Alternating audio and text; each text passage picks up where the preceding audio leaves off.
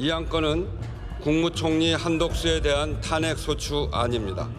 헌법 제65조 2항에 따라 제적위원 과반수의 찬성으로 의결한다는 점을 말씀드립니다.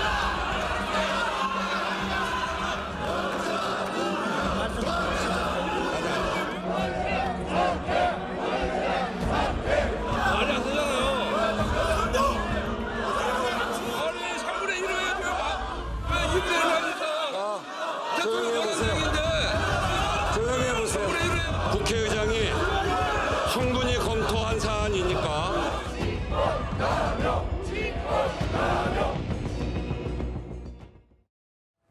네, 바로 어제 본회의장 상황이었습니다.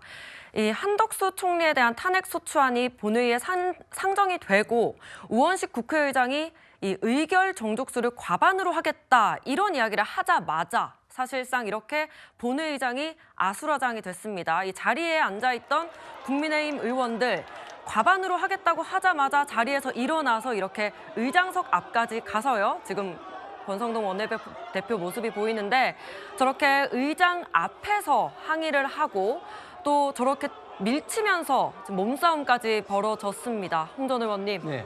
어제 상황 좀 어떻게 보셨습니까? 예, 지금 2014년 국회 선진화법 이후로는 가장 강력한 어떻게 보면 좀 항의 모습이 될 수가 있습니다. 그런 그전에는 네. 뭐 그 의장 단상을 증가한다든지 뭐 그렇게 해서 의결을 뭐 야당이든 뭐 여당이든 방해를 했는데 예. 그런 어떤 물리적 충돌을 국회 선진화법 이후로는 하면은 이제 문제가 되기 때문에 그런데 사실은 대통령 탄핵할 때도 저렇게 이제 강력하게 항의를 하지 않았죠. 그런데 지금 한덕수 권한 대행에 대해서 이제 탄핵하는 과정에서 국민의힘 의원들이 강력하게 좀 항의하는 어떤 모습을 보였는데 그 이유가 사실은 원래 국민의힘 소속 의원들이 뭐 좀 좋게 보면 좀 점잖하고 나쁘게 보면 좀 투쟁력이 약하다고 보통 이제 평가를 하는데 예? 저렇게 그 우원식 의장이 그냥 제적 과반수로 이렇게 이야기하는 것에 대해서는 뭐 누구와 말할 것도 없이 대부분이 지금 굉장히 좀 공분을 뭐 나타내면서 저렇게 강력하게 항의를 하는 게 아닌가 싶습니다. 그리고 우원식 의장도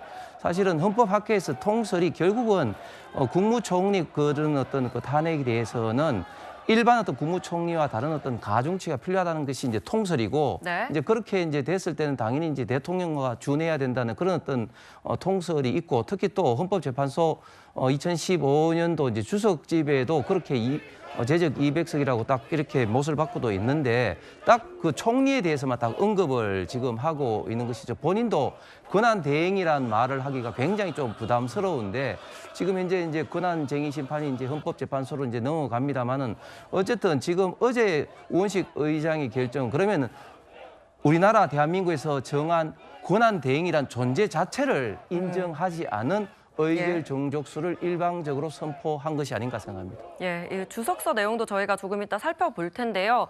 어제 그 본회의장에서 주목이 된 화제가 된 사진이 하나 있었습니다.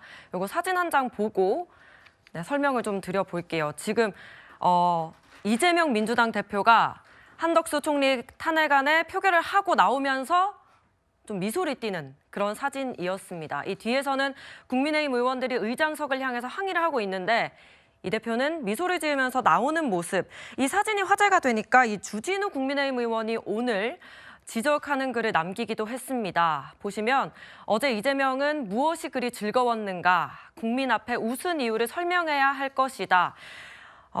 어제 미소, 민주당의 민낯을 그대로 국민 앞에 보여준 역사적 한 장면이다. 이렇게 좀 저격하는 글을 남겼습니다. 최 교수님 좀 어떻게 보셨습니까? 뭐 웃는 이유는 제가 잘 모르겠고요. 허탈해서 웃을 예. 수도 있겠죠. 국민의힘이 저런 행동을 하는 것 자체가 뭐 제 개인적인 판단이니까 이거는 모르겠고요. 예, 예. 이유는. 근데 그 모습을 보면서 국민의힘이 저렇게 국회 선진화법이 있는데도 불구하고 나와가지고 저렇게 무력을 행사할 듯한, 뭐 행사한 건 아니지만요. 그런 행동을 보이는 거 대단히 저는 잘못됐다고 생각을 하고요. 헌법재판소 탄핵안에 대해서 권한대행이지만 탄핵이라고 하는 건 직에 대한 탄핵인 거예요. 아까 홍 전 의원님 통설이라는 통설이 없어요. 그런 통설이. 예를 들면 헌법학자들도 그러니까 3분의 2가 아니라 과반수로 가능하다고 주장하는 학자들이 많습니다. 다만 논란이 되는 것은 그 탄핵의 사유가 국무총리 직에 있을 때 했던 거냐 아니면 권한대행에 있을 때 했을 거냐 요건 논란이 될 수 있어요. 그러나 국무총리가 대행을 한다고 해서 대통령과 동일한 어떤 정족수가 필요하다 이렇게 얘기하지 않아요. 헌법학자들 주장하고 있다고요. 그리고 또 하나 보세요. 직에 대한 탄핵이라고 제가 말씀을 드렸잖아요. 신분에 대한 탄핵이라고요. 역할이 아니고 무슨 말이냐면 예. 지금 윤석열 대통령 자리 있잖아요. 대통령이 우리나라 2명입니까? 1명이잖아요. 윤석열 대통령 탄핵 안 됐잖아요, 아직. 지금 한덕수 총리는 그 권한을 대행하고 있는 거예요. 예. 직분은 뭡니까? 국무총리예요. 그리고 헌법에는 명확하게 권한 대행에 대한 뭐 정족수는 기록이 없어요. 대통령, 국무위원 이렇게만 나눠져 있어요, 지금. 헌법에 그렇게 돼 있다고요. 예. 대통령 한 명이 있는데 그러면 한덕수 총리가 대통령입니까? 그거 아니잖아요. 근데 왜 자꾸 이거를 3분의 1로 해야 한다고 주장하는 제가 이해를 잘 못하겠고요. 아니, 지금 이 문제는 대통령 권한대행에 대한 탄핵 소추라고 얘기하지만 직은 국무총리이기 때문에 국무총리에 대한 탄핵 소추가 맞는 거예요. 논란이 되면 아까도 말씀드렸지만 직을 수행하는 과정에서 국무총리 직에 있을 때냐 아니면 권한대행의 직에 있을 때냐 문제는 논란이 될 수 있지만 이거 자체가 문제가 된다고 저는 보지 않고요. 저는 국민의힘 의원들이 일부러 저렇게 계획하고 들어왔다고 생각해요. 원래는 부결을 당론으로 정하고 안 들어오려고 하다가 예. 저렇게 항의하는 모습을 보이기 위해서 들어왔다고 보여지는데 저는 헌재도 뭐 권한쟁의 심판도 했잖아요. 기다려보면 되겠죠. 어떤 경우가 나올지. 저는 개인적으로 헌재도 이거는 문제가 없다고 판단할 걸로 보여지기 때문에 더 이상 이 문제 가지고 논란을 삼을 이유는 없다고 생각합니다. 이 151석이냐 200석이냐 이게 논란이 계속되고 있는데요. 2015년에 발간한 헌법재판연구원 주석서에 관련 내용이 좀 나옵니다. 보시면 이 653페이지에는 권한대행 탄핵안 의결 정족수는 대행되는 공직자 정족수를 기준으로 한다. 이 국민의힘은 이 페이지를 근거로 200석이라 주장을 하고 있고 또 654페이지엔 이런 내용이 있습니다. 이 본래 직무 집행 중에 위법 행위는 본래 신분, 그러니까 빗대 보면 국무총리로서 탄핵 대상이다. 민주당은 이 부분을 기준으로 삼아서 151석이라고 주장을 하고 있습니다. 이종근 평론가님, 네네. 어떻게 해석을 좀 해야 될까요? 자, 이 주석이라는 건 헌법재판연구관을 포함해서 헌법학자들 16명이 예. 그러니까 헌법에 명기되지 아니한 부분을 어떻게 해석할 것이냐를 지금 올린 겁니다. 그런데 이 지금 해설서를 보시면 알겠지만 보통은 이렇게 헌법에 명기돼 있는 부분을 해석함에 있어서 다툼의 여지가 있는 건 이런 의견도 있다, 또 이런 의견도 있다라고 해서 서로 다른 의견도 그 안에 넣었습니다. 그런데 이 부분과 관련해서는 이견이 없어요. 그러니까 이견이 없이 지금 네. 앵커께서 말씀하셨듯이 원래 대통령 권한 대행의 탄핵 소추 발의는 대행되는 공직자의 그것, 그러니까 대통령의 그것, 즉 대통령에 준한다. 3분의 2가 지금 찬성을 해야 그 탄핵 소추가 된다라고 명기를 한 거예요. 예. 그런데 그 뒷부분, 그러니까 민주당이 주장하는 부분을 다시 읽어드리면, 그런데 그 직무 집행부 중에 위법이라면, 예를 들어서 총리가 권한대행이 되기 전에 총리로서 한 직무 집행에 관련된 부분이라면 총리의 그것, 즉 과반이다라고 돼 있습니다. 네. 그러면 그대로 그걸 인정을 한다면 지금 국회의장의 과반은 잘못된 것이라고 저는 생각을 합니다. 왜냐하면 자, 1. 권한대행의 그것이니까 당연히 3분의 2로 해야 되는데 지금 탄핵 사유를 보면 4번 항과 5번 항은 권한대행 시절의 직무 집행이에요. 정지예요. 즉 4번 후보는 권한대행 이후 내란 상설 특검 추천 의뢰를 안 했기 때문에 탄핵을 한다. 5번은 국회 선출 헌재 3인의 임명을 거부했기 때문이다. 4번과 5번은 분명히 그 권한대행 시절에 즉 권한대행 일대의 그 직무 집행과 관련된 부분을 다루고 예. 있으므로 지금 민주당의 어떤 그 주장에 그대로 받아들이더라도 네. 3분의 2를 따라야 된다라는 것입니다. 그리고 이 예. 주석 헌법재판소법은 다시 말씀드리지만 김하열 교수 등 헌법재판관 출신 또는 헌법의 가장 정말 권위 있는 그 헌법학자들이 낸 해설서이므로 여기에 준해서도 3분의 2여야 된다는 겁니다. 김수윤 평론가님 좀 네. 동의하십니까?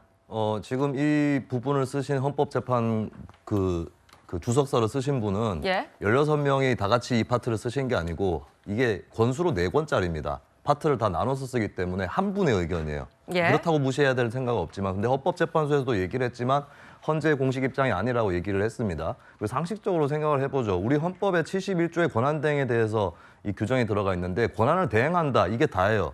이거는 행위, 현상, 작용에 대한 것이지 예. 권한대행이라는 직책에 대한 규정이 아닙니다. 심지어 정부조직법에는 대통령 권한 대행에 대한 직위에 대한 아무런 규정도 없습니다. 그러니까 뭐냐면 대통령 권한이 된 이유는 국무총리이기 때문에 국무총리로서 권한대행이 된 거예요. 그렇기 때문에 국무총리로서의 규정을 일관되게 적용하는 게 맞습니다. 한국 헌법에는 대통령직 승계 제도가 없습니다. 제1공화국 때 부통령제가 있었지만 네. 그걸 없애는 방향으로 진행이 되어 게 개헌의 추세와 역사인 거거든요. 국무총리로서의 기준을 적용하는 게 당연히 맞는 것이고 만약에 정말로 권한대행에 대해서 대통령과 같은 기준을 적용해야 된다면 그게 헌법에 명시가 돼 있었겠죠. 그렇지 않다는 거. 이거를 무리하게 유추 해석을 하고 권한대행이 자꾸 탄핵이 되면은 국정이 불안해질까 봐 목적 의식을 앞세워서 헌법을 해석을 하는데 헌법 해석에서는 제일 중요한 게 문헌 그대로를 해석하는 게 1차적인 거고 2차적인 게 헌정 질서와 법 체계에 따른 해석입니다. 예. 여기에 비춰봤을 때 아무리 해석을 해도 국무총리와 같은 기준을 적용하는 것이 당연할 수밖에 없다. 그리고 예를 들어서 국무총리가 권한대행을 맡을 때 그러면 총리 대행은 누가 따로 있나요? 없습니다. 국무총리하고 권한대행이 다 겸임되는 것이고 궁극적으로 기본적으로 국무총리이기 때문에 권한대행을 하는 것일 뿐인 거거든요. 이걸 왜 이렇게까지 해석을 하는지 모르겠다. 그리고 헌법재판관 임명 권한도 없다는 권한대행이 뭐 굳이 200석까지 해가지고 탄핵을 시켜야 될 필요가 있습니까? 지금 권성동 원내대표를 포함해서 국민의힘의 이 논리가 앞뒤가 하나도 안 맞아요. 권습헌법이다. 네. 네, 권습헌법이라는 말을 드리겠습니다. 어쨌든 151명 적용을 해서 탄핵 소추안을 가결시켰습니다. 그러다 보니 이 여당에서는 계속해서 크게 반발을 하고 있어요. 원천 무효다라고 하면서 국민의힘에선 권한쟁의 심판 청구를 했고 또 효력정지 가처분 신청까지 했습니다. 좀 어떻게 보십니까? 계속 주진우 의원도 이 가처분 대상이라고 지적을 했고 심의 표결권을 침해했다라고 지적을 했거든요. 예, 당연하죠. 이제 의결 정족수를 이제 잘못하면 이제 심의 이제 표결권을 이제 침해를 하는 것이 이제 되는 것이죠. 그리고 지금 헌법재판소에서 잘 판단해 봅니다만은 현재 주석집은 사실 단순하게 어떤 책자가 아니라 당시에 헌법재판소가 인정한 즉 대법원의 판례와 같은 그런 입장이기 때문에 굉장히 어떤 중요한 어떤 논거라는 좀 말씀을 한 가지 드리고 네. 저도 고시 공부할 때 헌법을 굉장히 많이 공부를 했는데 참 다시 한번 헌법을 공부하게 되는 계기가 되는 것 같습니다. 그런데 권한 대행 자체가 뭐 아무런 근거 없다 하지만 헌법에 규정된 헌법 기관입니다. 그리고 권한 대행이 얼마나 중요합니까? 권한 대행은 지금 대통령직을 수행하는 사람입니다. 즉 지금의 국가 안보라든지 외교라든지 지금 대한민국의 이런 어떤 모든 상황을 권한 대행의 어떤 결정에 의해서 좌우가 되는데 그런 어떤 직책이 일반 어떤 장관이라든지 총리의 그런 어떤 의결 정족수로 탄핵이 되는 게 말이 맞느냐? 그건 네. 말이 맞지 않죠. 그렇기 때문에 제가 다시 한번 말씀드리지만 제가 말하는 어떤 통설이란 건 뭐냐면 아까 최 교수께서 좀 왜곡을 했는데 통설이란 것은 그것이 제적 어떻게 된다 그런 게 아니라 권한 대행은 어쨌든 본인의 어떤 직책보다는 그게 장관이든 총리보다는 당연히 이제 가중치가 더 높아야 된다는 것이 많은 분들의 생각이라는 걸 말씀을 드리고 헌법재판관도 못하는 권한 대행을 하는데 그것은 정말 세 발이 피고 정말 권한 대행은 국가의 현재 운명을 좌우하는 그런 어떤 사람이기 때문에 정족수가 달라야 된다. 그런 말씀을 다시 한번 말씀드립니다. 그러니까 그거는 개인적 의견이신 거고 사람들마다 생각이 다를 수는 있지만 예. 법에 명시돼 있는 내용은 아니에요. 그리고 그 헌법재판연구원에서 만든 게 판례와 동일한 판단을 갖고 있다. 그건 잘못된 말씀이시고요. 그러니까 연구원이라고 하는 것이 헌법재판소 내에 있지만 그 연구원에서 주석선을 만들 수는 있어요. 그러나 그것이 대법원의 판례와 동일한 효력을 요령한다고 하면 안 되는 거예요. 그거는 예를 들면 입법조사처에서 조사서 내잖아요. 의견이 다를 수 있고 또 다양한 의견들이 나올 수 있잖아요. 근데 그게 판례와 동일한 능력을 갖는다 그렇게 얘기하는 것은 지나친 해석이라고 생각합니다.